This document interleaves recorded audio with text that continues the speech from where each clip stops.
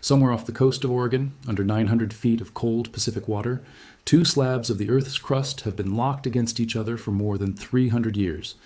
And in February of 2026, scientists monitoring that boundary published something that quietly rewrote what we thought we knew about it. They found that the fault is not behaving the way the models said it should. Part of it is trapping fluid and pressure like a sealed container. Part of it is leaking.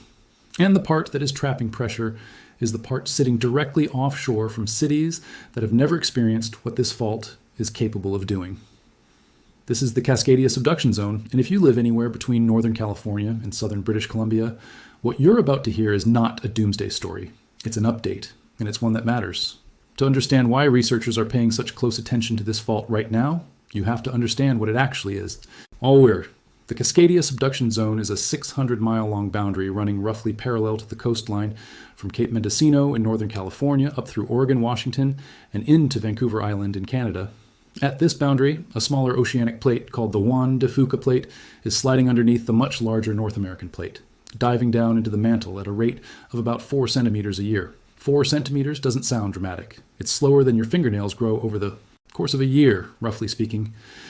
But plate tectonics doesn't need speed. It needs time, and Cascadia has had a lot of it.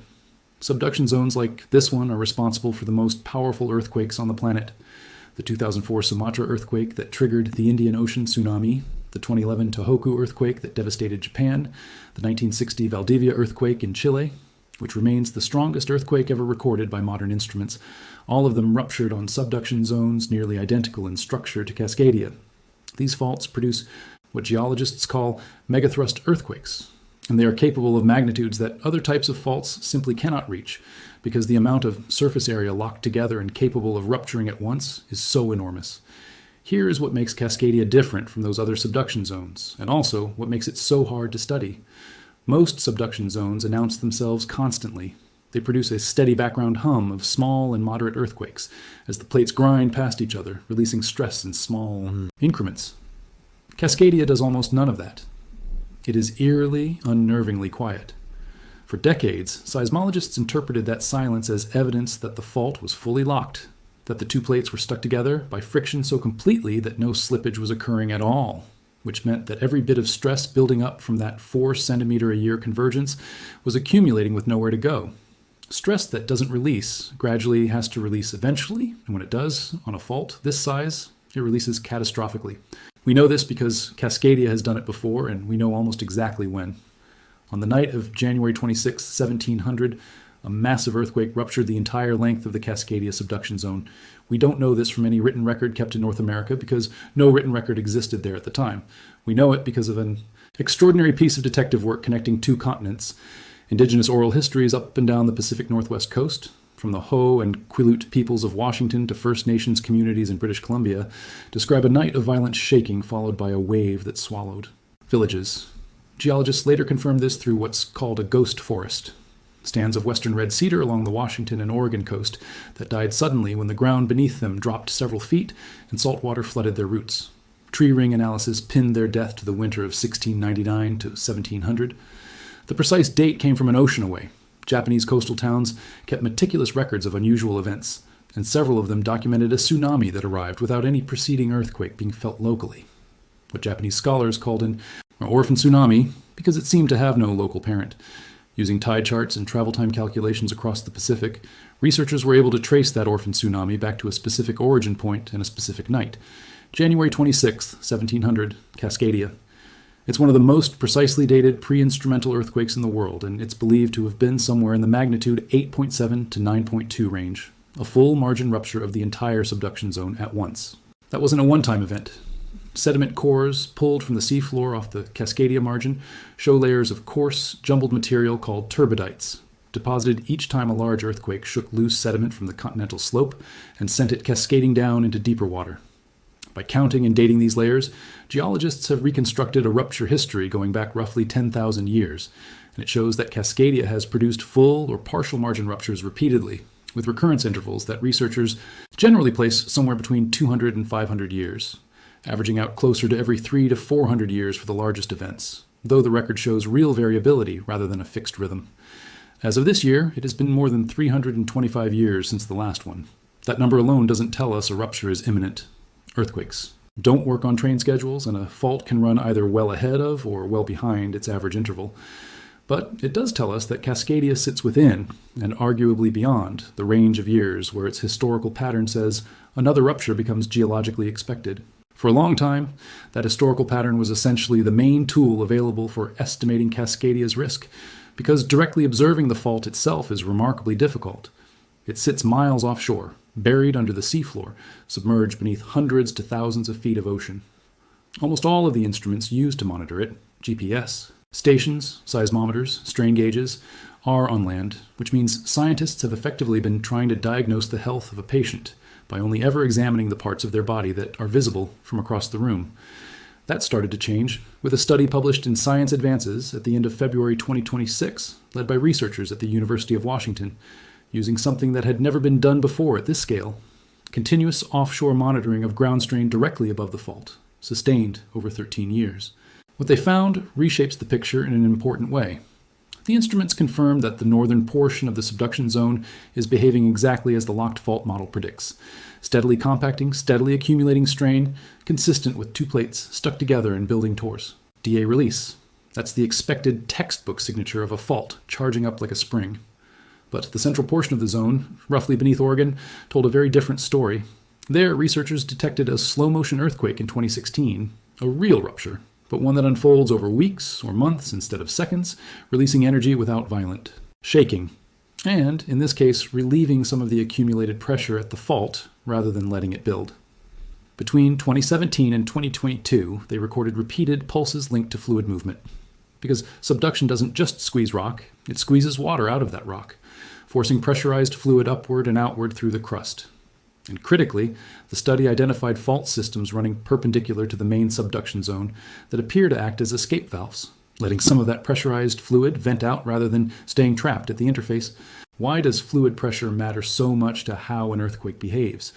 Because fluid trapped at high pressure between two rock surfaces reduces the friction holding them together, and it is one of the primary mechanisms by which a rupture propagates once it starts. It can act almost like a lubricant that lets the tear in the fault keep spreading.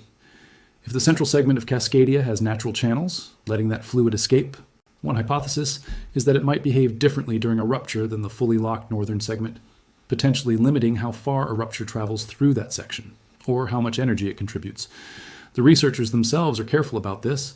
It's described as a preliminary but significant finding based on data from only 3 offshore monitoring sites so far, and the scientists involved are explicit that more instrumentation and more modeling are needed before anyone can say precisely how this fluid behavior will influence a real megathrust event. What it does confirm, unambiguously, is that Cascadia is not one uniform fault behaving the same way along its entire length. It is a fault made of segments with genuinely different physical behavior, and until we had 13 years of offshore strain data, that variability was essentially invisible to us. This finding arrived alongside a separate wave of research in the spring of 2026 that revised 3 more assumptions baked into the standard Cascadia hazard model, and each revision pointed in the same direction, toward greater risk, not less. The first concerned the depth of the Juan de Fuca plate itself. For decades, hazard models assumed a certain depth for the plate as it descends beneath North America. Updated offshore seismic imaging found that along key segments, the plate sits roughly 5 kilometers shallower than those older models assumed. 5 kilometers might sound trivial on a geological scale, but it has an outsized effect on what people actually feel during an earthquake, because the closer the rupture is to the surface, the less distance seismic energy has to travel and lose strength before it reaches the ground people are standing on. According to the revised modeling, this single geometric correction translates into somewhere between 9 and 17% more intense ground shaking across affected areas during a major rupture compared to what earlier hazard assessments predicted. That's not a rounding error. Building codes, bridge retrofits, hospital seismic upgrades, and emergency planning across the region were all calibrated against the older, less severe estimate. The second revision came from an entirely unexpected place. Underground, beneath the small coastal town of Tillamook, Oregon. Subsurface surveys identified a previously unmapped sedimentary basin sitting directly beneath the community. A basin that didn't appear in any prior hazard model, simply because nobody knew it was there. Sedimentary basins matter enormously in earthquake science because of a well-documented phenomenon called basin amplification. When seismic waves travel into a basin filled with soft, loosely consolidated sediment rather than solid bedrock, They slow down and grow taller. The same way ocean swells rise and steepen as they move from deep water into a shallow harbor. This is precisely what happened during the 1985 Mexico City earthquake, one of the most studied examples in seismology, where a city built on a former lake bed experienced catastrophic shaking despite sitting more than 200 miles from the epicenter, purely because the underlying basin amplified waves that had already traveled a long distance and should have weakened along the way. Tillamook now joins that same category of concern. Researchers are still working to quantify exactly how much additional amplification the newly discovered basin will contribute. But the directional finding is already clear. This community's hazard profile is meaningfully worse than anyone had modeled. The third revision returns to that question of fault locking, and it complicates the picture further rather than simplifying it. Older models treated Cascadia's central segment as fully locked, just like the segments to its north and south. The newer offshore data, consistent with what the University of Washington team found, shows the central segment is only partially locked. On its own, that might sound like good news, implying less accumulated strain and therefore a smaller eventual release. But scientists studying this are explicit that partial locking isn't automatically reassuring. It could mean the segment releases its strain gradually through slow slip, sidestepping a sudden violent rupture. Or it could mean the segment behaves in an unpredictable way when the rest of the margin ruptures around it, potentially amplifying or extending a full margin event in ways current models can't yet capture. The honest position researchers are taking is that partial locking introduces new uncertainty into rupture forecasting, not new confidence. It's a complicating factor, not a comforting one. Put these findings together and you can see why 2026 has become a genuine inflection point in how scientists talk about this fault. It isn't that Cascadia suddenly became more dangerous. The fault itself hasn't changed at all. It's the same geological structure it's always been, moving at the same 4 centimeters a year it's moved at for millions of years. What changed is the resolution of the picture we have of it. For most of the 20th century, hazard models for this region were built on assumptions extrapolated from other subduction zones around the world because Cascadia itself was too quiet and too submerged to observe directly. Now, with offshore instrumentation finally producing real data instead of inference, researchers are discovering that several of those extrapolated assumptions were measurably off. And every correction so far has pushed the estimated risk upward rather than downward. So, what does the actual probability look like, expressed in real numbers rather than vague dread?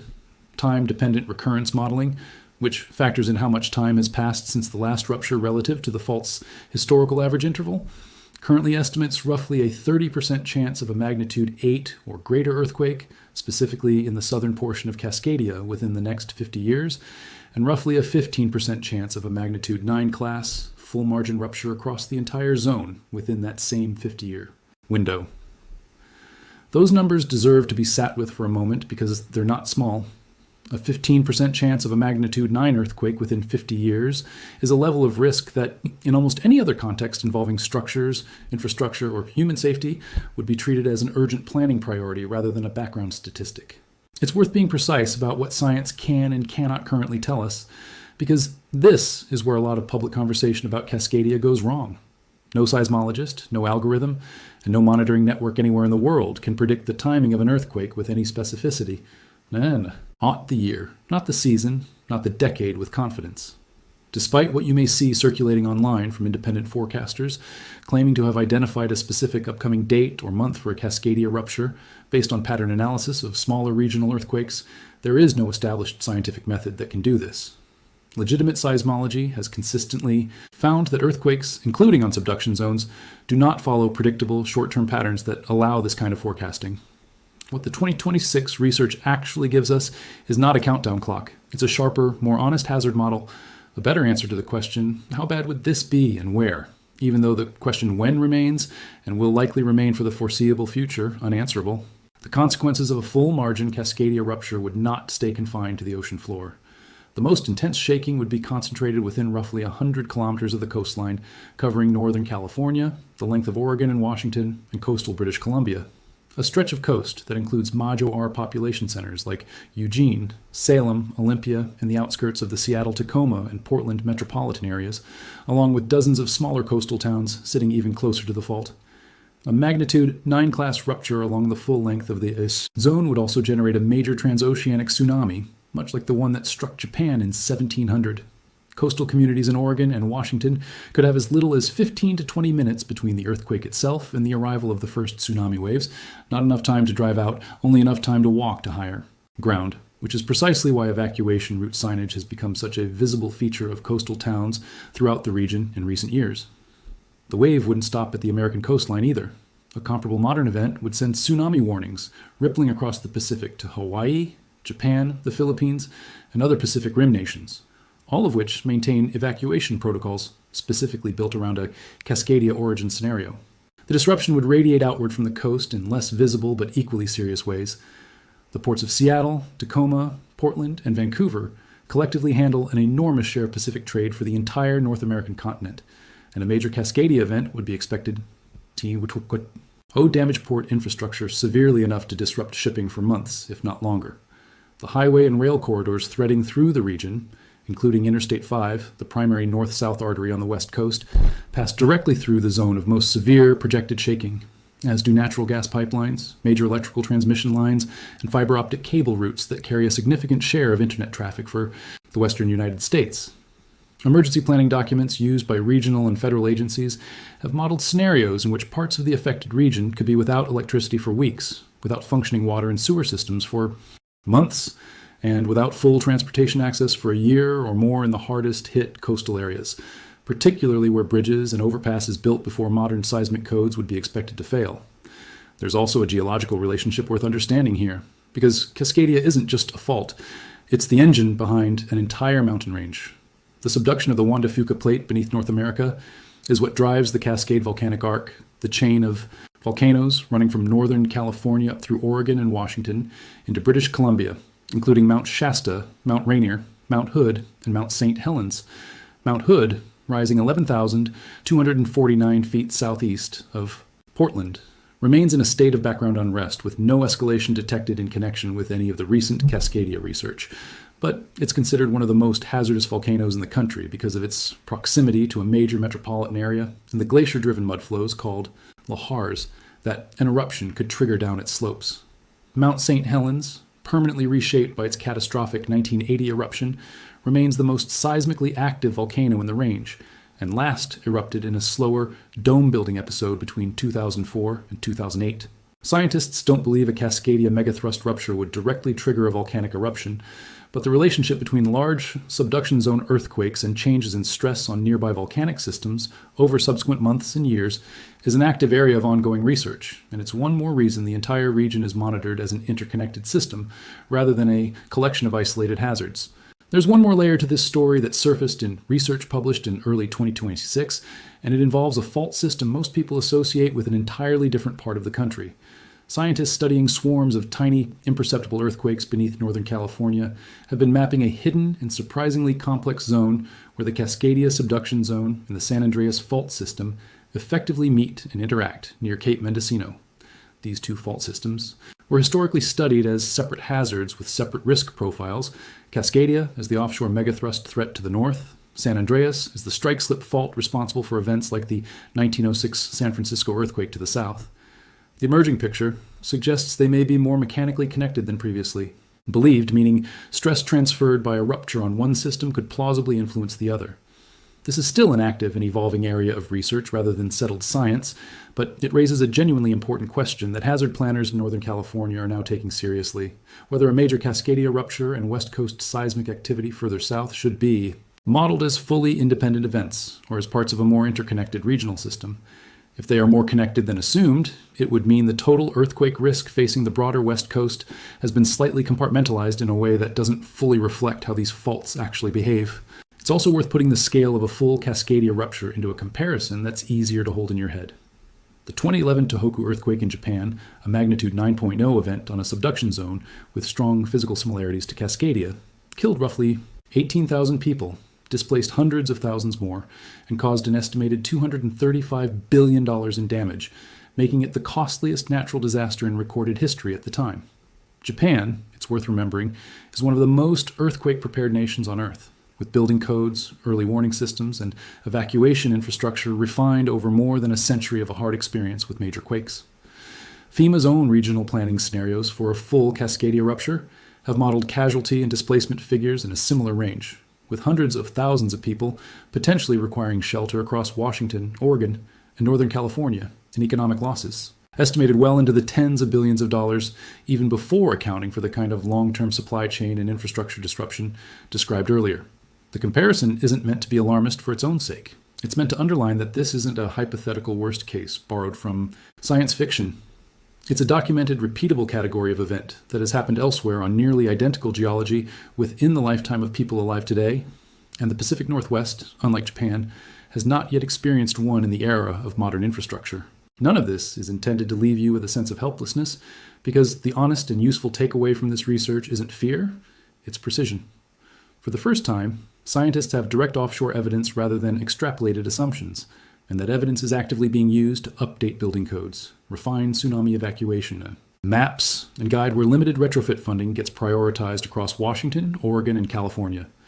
Engineers designing new hospitals, schools, and bridges in the region are increasingly required to build to the newer, more conservative shaking estimates rather than the older ones. Tsunami warning systems have been getting faster and more precise, with researchers actively developing offshore pressure sensor networks, comparable to systems already deployed in Japan, that could detect an earthquake's rupture characteristics in real time and generate tsunami forecasts within minutes, rather than relying purely on historical models after the fact.